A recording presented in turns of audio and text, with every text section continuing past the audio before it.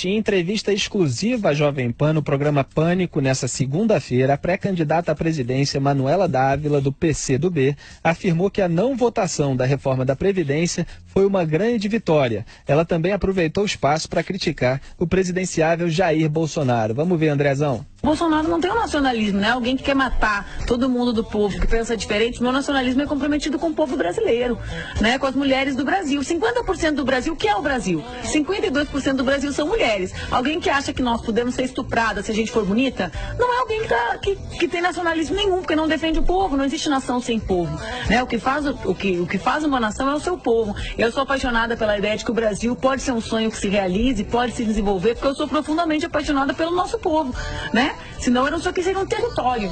Seria um território, jogo de war, né? Não, isso aqui é um povo.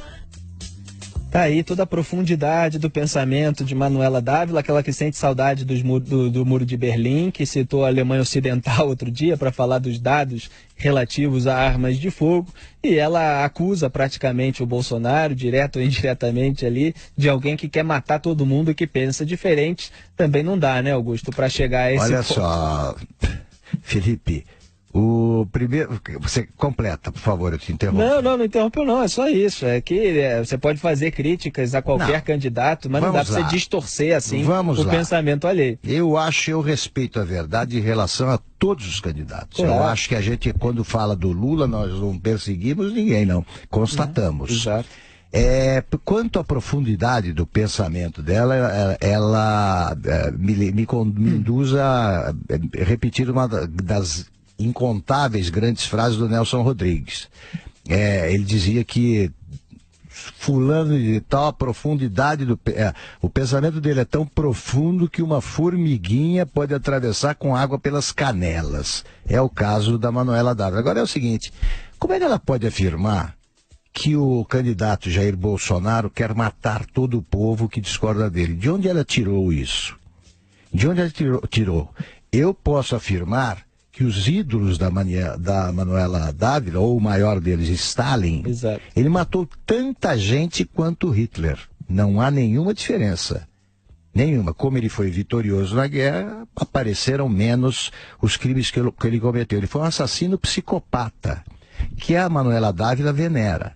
Agora, como é que pode a adoradora de um assassino acusar de assassino quem não disse nada que pudesse conduzir a essa declaração que é infamante e cretina? Exatamente. Não só Stalin, né? Tem a ditadura cubana, Sim, tem claro. a ditadura venezuelana. Fiquei no ídolo maior dela, Mao Tse-tung. Mao Tse-tung na China. Todos esses que são exaltados tanto pela Manuela Dávila quanto pelo partido que ela integra, o PCdoB, o Partido Comunista do Brasil. Isso, porque... Só por ter esse nome palavra no que partido... ela não ousa dizer. Ela não fala em nenhum momento comunista. Ela esconde porque ela sabe que é o outro nome do serial killer da política. E ela também falou sobre o Lula. Vamos ver, Andrezão. Eu defendo que quem tem direito de decidir, eu quero ganhar do Lula na urna. Eu defendo que o que vale na democracia é o voto. O voto das pessoas. Mesmo condenado? Não, porque eu julgo que o juízo que foi feito sobre ele é político. Por quê? Porque todos os brasileiros, eles gostam de dizer assim, nenhum brasileiro está acima da lei. É verdade, nenhum deve estar. Muitos estão. Tem um pessoal ali de uma delação, né? Mandava matar, mas tá tudo lá, continua no mesmo lugar. Mas tem muitos que estão abaixo da lei.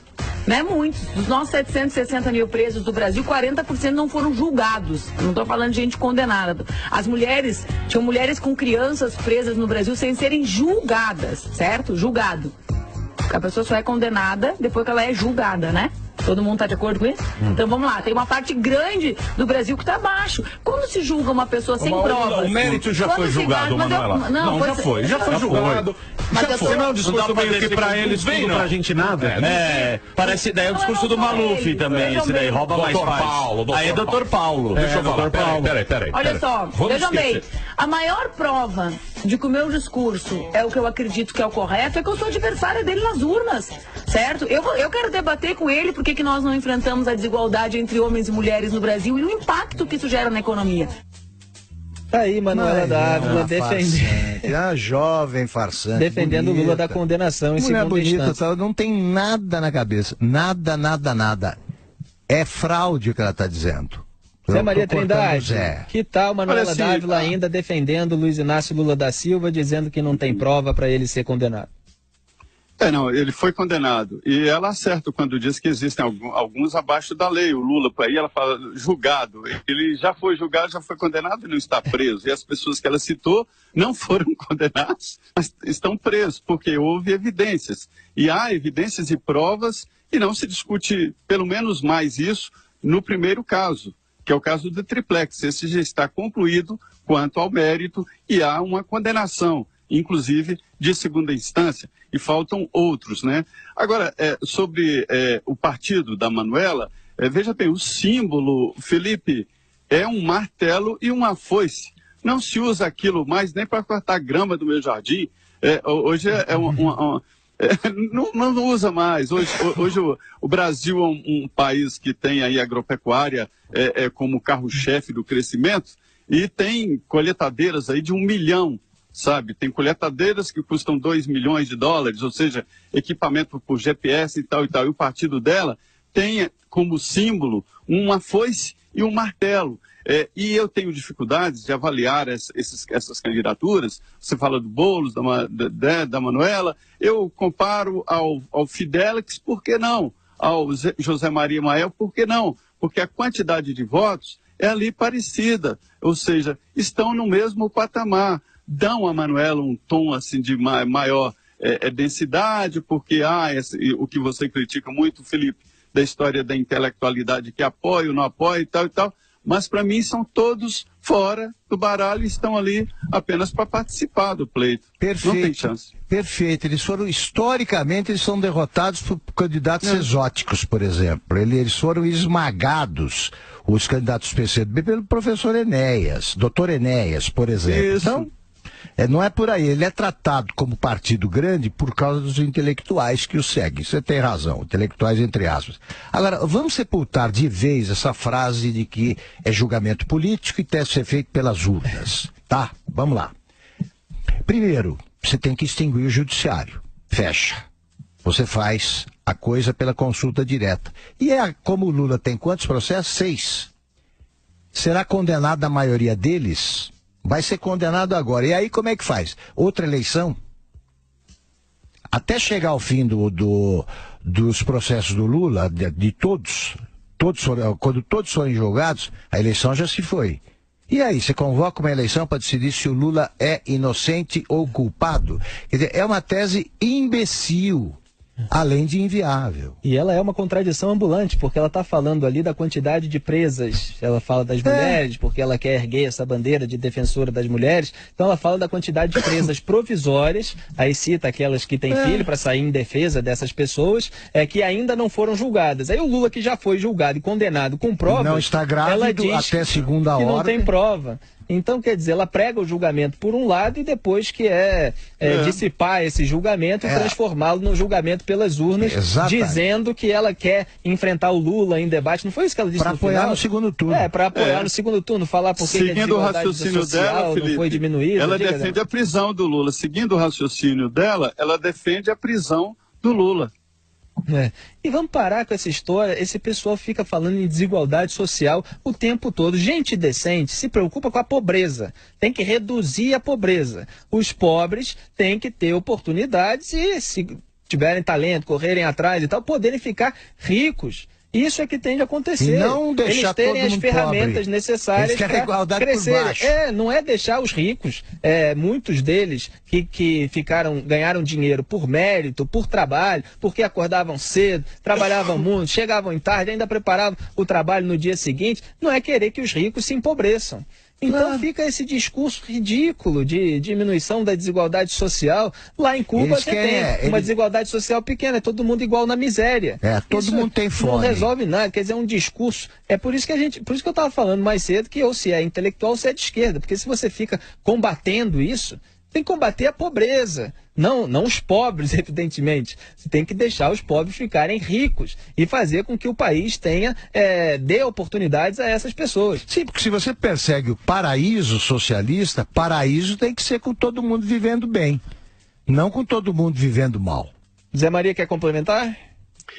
Isso aí é evidente que não há direitos iguais e não tem como o capitalismo ele se prende em pés fixos, né? Então é evidente que vai ter uma linha ali que vai precisar sim de ajuda. Os países mais ricos do mundo, há moradores em situação de rua, ninguém consegue 100%, né, acabar com isso, mas que é preciso um incentivo maior.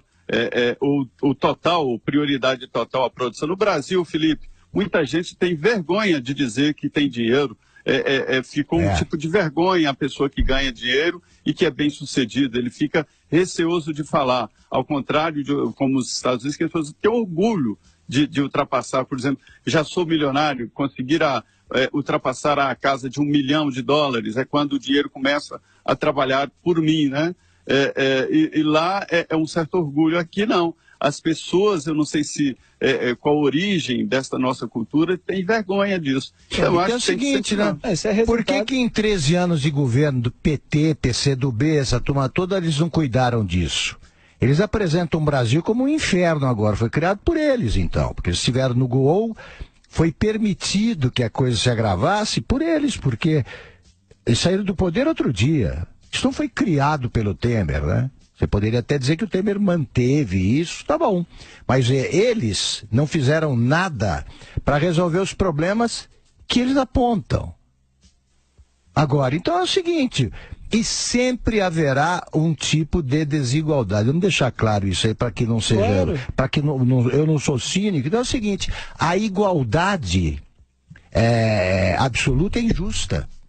Como é que você vai pagar a mesma coisa para um médico extraordinário e para um médico normal ali, por exemplo? Uma pessoa que se esforça muito e outra que se esforça pouco. Quer dizer, você tem mais talento, outra que tem menos. Tem mais talento, outros têm menos. Qual é o problema? Se tudo é para ser absolutamente igual, ninguém precisa estudar. Porque eles confundem a igualdade de oportunidade com igualdade de resultado. Eles querem dar a igualdade de resultado a todo mundo. Claro. Isso é um completo absurdo. E tudo isso é consequência dessa ideologia da inveja. Então ficam com essa inveja de quem trabalha e ganha o seu dinheiro. E muitas das pessoas que trabalham e que ganham dinheiro acabam se sentindo culpadas. Então você tem muitos ricos que aderem a esses movimentos socialistas que na verdade vão fazer mal a eles, obviamente se eles não forem comparsas e os amigos do rei, como a gente viu acontecer no PT. Então eu costumava dizer que o problema dos ricos no Brasil é que ele não tem culpa, é que eles têm o sentimento de culpa por ser rico, não por ser ignorantes. Perfeito. A elite brasileira precisa estudar mais, conhecer esses movimentos para não deixar cair, se deixar cair nessa ladainha.